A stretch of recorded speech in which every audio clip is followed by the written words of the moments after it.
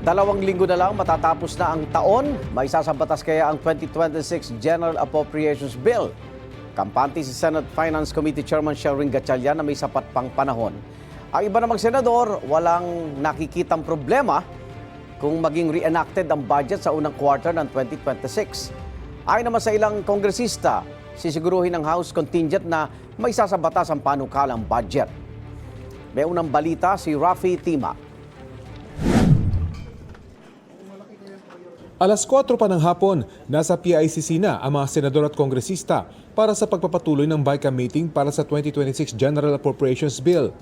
Pero lumipas ang oras, hindi pa rin ito nagsisimula. Pasado alas 7 ng gabi, lumabas si Senate Finance Committee Vice Chairperson Kiko Pangilinan at nagpaliwanag. Itong sinabi ni Sec. Vince Dizon na i-recompute nila, di ba? Yung kanilang cost of materials.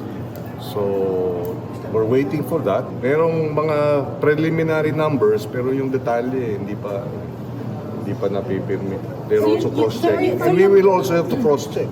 Pero kaya po ba ma-analyze lahat nun, ng data, kapag kahit nandiyan na? Yun ang dilemma, depending on what we see, depending on ano yung ibibigay sa atin at ano yung i-report. So we will have to wait for that data.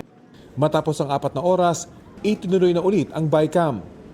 Ipinagpalibad ng pagtalakay sa 2026 national budget dahil sa deadlock o hindi mapagkasundo ang pondo ng DPWH. Hinihingi kasi ng DPWH na ibalik ang 45 billion pesos na tinapyas ng mga senador sa kanilang budget dahil magkukulang daw ang pondo para sa tinatayang 10,000 proyekto. Malinaw kasi ang computation ng Senado sa halaga ng mga materyales na gagamitin sa mga proyekto. Pero sabi ng Senado, ang DPWH dapat ang umaming nagkamali dahil sa kanila galing ang mga isinumiting datos. Sumulat si Secretary Vince Dizon sa Senado para humingi ng paumanhin. Sabi ni Dizon, kulang ang inisyal na datos na isinumiti nila sa Senado kaugnay ng updated construction materials price data. Inamin niyang hindi sapat ang kanilang ibinigay na inisyal na datos para makompute ng tama ang bawat isa sa halos 10,000 apektadong proyekto. Magsusumiti raw ang DPWH ng dagdag na datos para mas maging makatotohanan ang basihan ng kakailanganing pondo. Giit niya, isa lang ang layunin nila. Kailangan mapababa natin finally after so many years ang presyo ng materyales ng mga proyekto sa DPWH. At yon ay common purpose ng Pangulo at ng Kongreso. Sabi ni Senate Finance Committee Chairman Senator Sherwin Gatchalian, kanilang dinavalidate ang isinumiting bagong datos bago i-apply sa mga proyekto sa budget. Mahalaga raw sa Senado walang overpriced items. Yung sinabit nila sa amin, walang hauling at walang logistics. Sure. So ngayon pinasok na nila hauling, pinasok na nila logistics. So itong presyo na, itong adjustment factor sa presyo nila, masasabi ko almost or near realistic. But I need to apply that to the project. Napagpasyahan ng BICAM na tunahin muna ang ibang departamento. Naniniwala si Gatchalian na may sapat pang panahon para maipasa ang 2026 national budget. May time pa naman. So we just have to, dapat bilisan lang. Like I said, may buffer naman. So kaya pa naman. Para kay Senador Panfilo Lacson, mas mainam na maging reenacted ang budget ngayong Enero kahit pa hanggang sa unang quarter ng 2026 kaysa sa magpasa ng hindi masuri o may bahid korupsyon na budget. May pinuna pa si Lacson na nasa 8 bilyong pisong farm-to-market road projects na hindi properly identified, walang grid coordinates o description. Kapag kinapos sa oras, kasi kung hindi kaya ipaliwanag at hindi makorek ng DA, yung kanilang pinalitan na at least 5 billion pesos worth of farm-to-market roads, baka gahulin sa oras.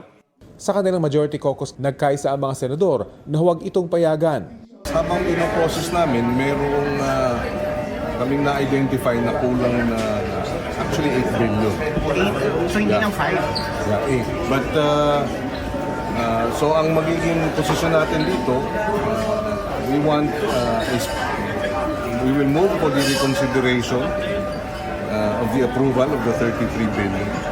Ask for a itemized geotag coordinates of the farm-to-market roads under that amount, specific projects, before we agree to approve it.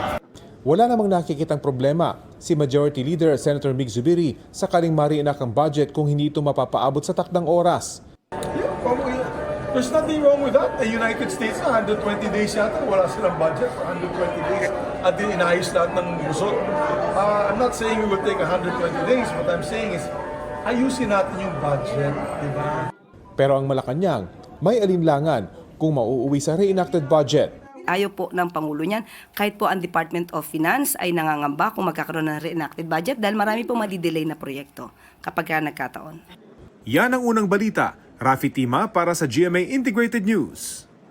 Igan, mauna ka sa mga balita, mag-subscribe na sa GMA Integrated News sa YouTube para sa iba't ibang ulat sa ating bansa.